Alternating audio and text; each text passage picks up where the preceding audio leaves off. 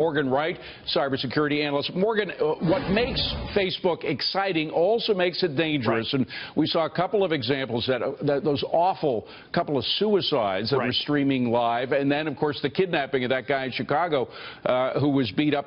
How do they get around that? How do they get a handle on that streaming problem?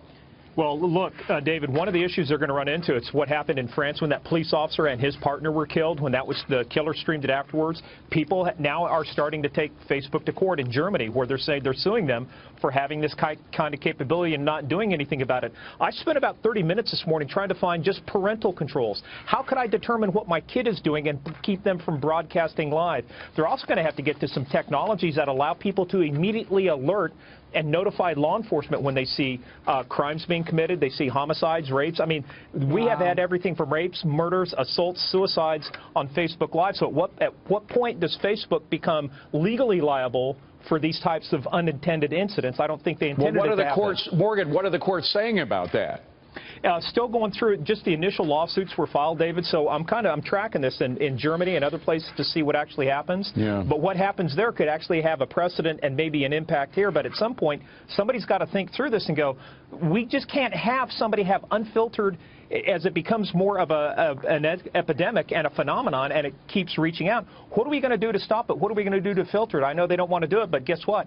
They've got the big technology platform. They're making a bunch of money off of it. They got to take some responsibility at some point. And it's very easy to sue people these days. All right, terrorism. Is there still a problem with terrorists encrypting messages through what they put up on Facebook? Yes, I mean, you'll hear things called steganography, where you can hide messages within messages.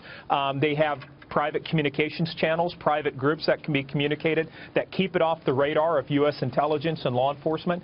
So it's still, I mean, it's one of those things. You built it. Remember, Alfred Nobel originally built dynamite for peaceful purposes, and it was used for other things. Same thing with Facebook, originally for social engagement.